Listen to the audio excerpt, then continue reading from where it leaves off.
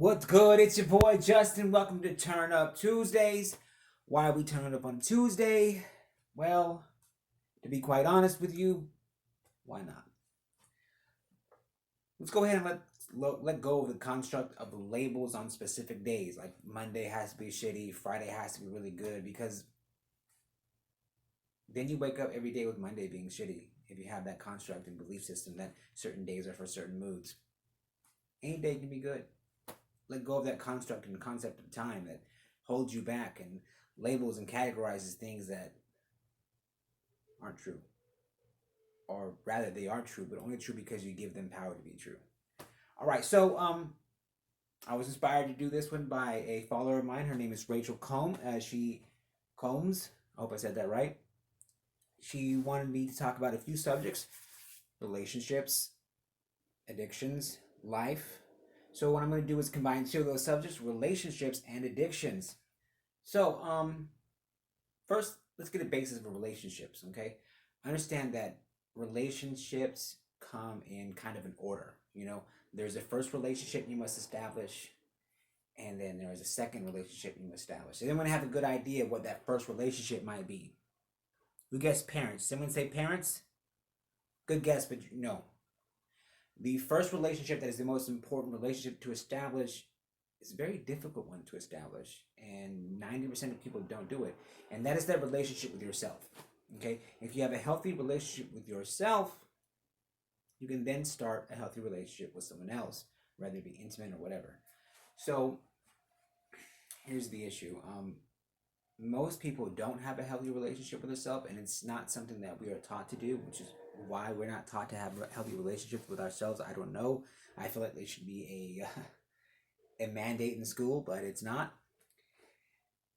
If you're having reoccurring shitty relationships, and they seem to be, reoccurring in the sense that you keep picking the wrong guy or you keep picking the wrong girl, and they keep having the same destructive, negative, toxic patterns, then I'm sorry to tell you this, but it's not them, it's you.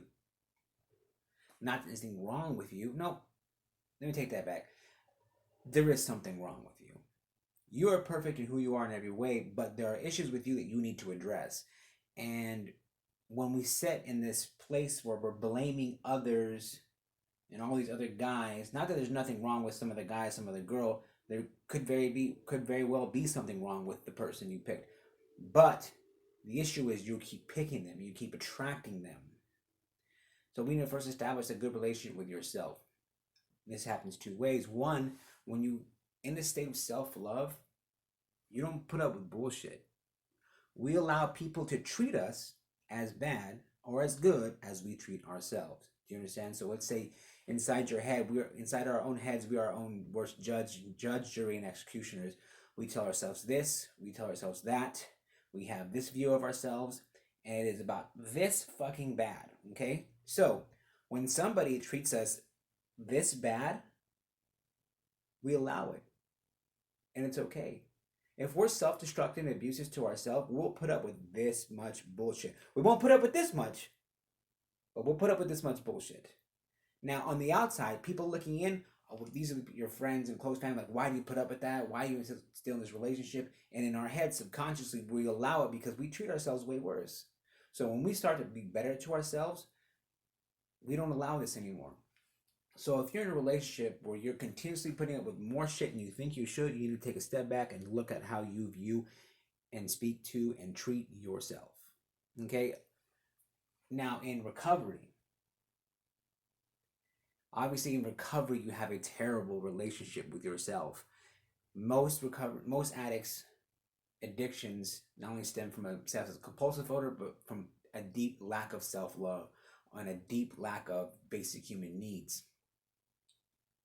And we all need to be loved. But when you need so much love and you think the only place you're getting it is from outside of you, that's the issue. Because then you start to bend over backwards and do things for others at the expense of yourself, at the subconscious hope that if you love this person, if you do enough for everybody, if you're kind for everybody, that you will receive that love back. And in your head, you're thinking, in your conscious mind, you're thinking, oh, I don't do it for the love back. I do it because I like people. But the issue is, if that's the truth and you're also really upset or sad or tired of people walking all over you, and then your acts aren't coming from a genuine place of compassion. Your acts are subconsciously coming from the hope and desires that you'll receive love back, you know.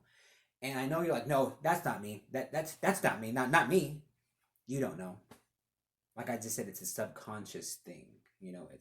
It's not something everyone is aware of. It's something you have to take an analytical look. Like self-love is not a conscious thought. Like you can't consciously be aware of how much you truly love yourself. You can be fully aware of how much you are worth as a person, but not fully love yourself. How do we tell if we are in a state of self-love? Well, by taking an analytical look at the relationships we have and built and the things we put up with.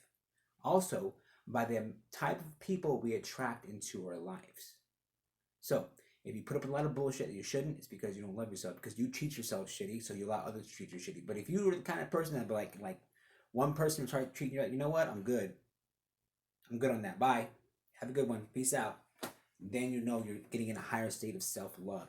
Also, when you're in a state of self-hatred, you let off this vibrational frequency that attracts and allows you to see other people who are also in that same state, you know.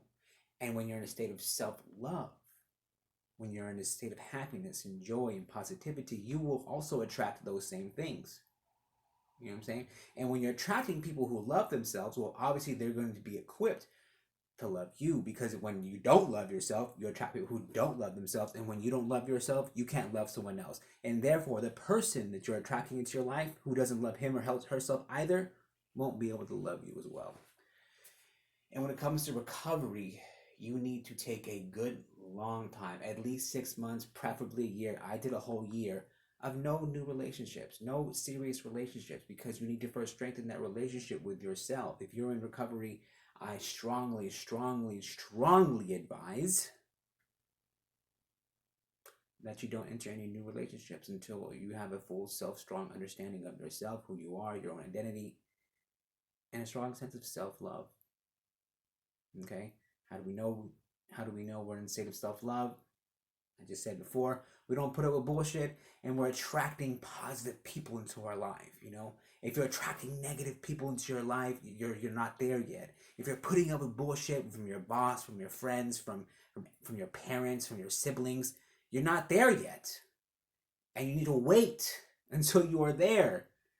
I know you may feel like, God damn, trust me, 6 months or a year of being by yourself, loving yourself, is much better than getting into a fucking relationship where you mentally trap yourself for a fucking year, wasting a year, year and a half, 6 months of fucking toxicity into your life, because then you're taking 5 steps backwards.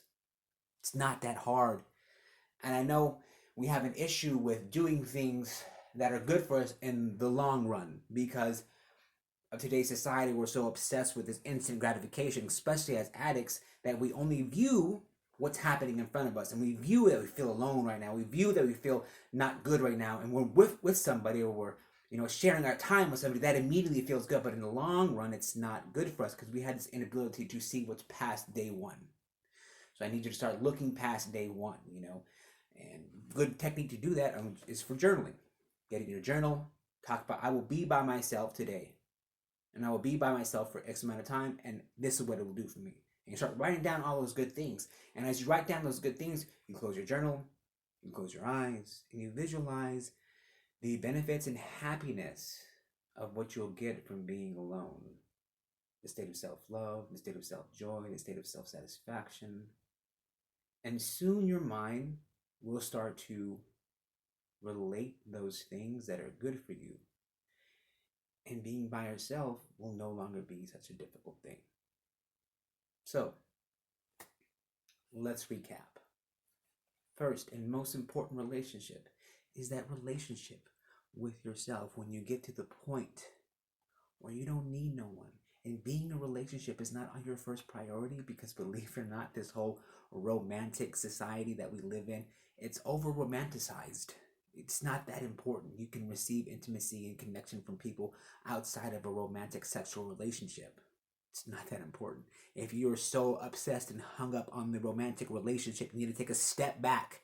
If a relationship is really important to you, you need to take a step back. If getting a boyfriend, if you're constantly posting, talking about being fucking alone, and here's the thing, oh, it's just a post. Nothing is ever just a post. Words have power. Whether you type them, post them, think them, they all mean something.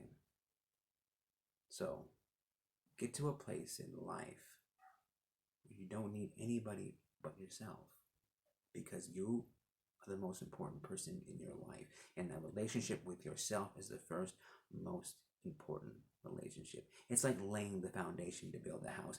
You don't just go out and start building the framing without a strong foundation to lay that house. Relationship with yourself is first. 2, when it comes to addiction, you need to establish that relationship with yourself before you establish anything else. I mean, that's kind of like in all life, but most importantly in addiction. Okay? I want you to today go into your journal, talk about how much you love yourself, how much you're going to care for yourself, and how much you need you in your life. Because you're the most important person. Know that you love you, I love you, welcome to a better place, and as always, live well, love strong, laugh as often as you can. Have a beautiful Tuesday.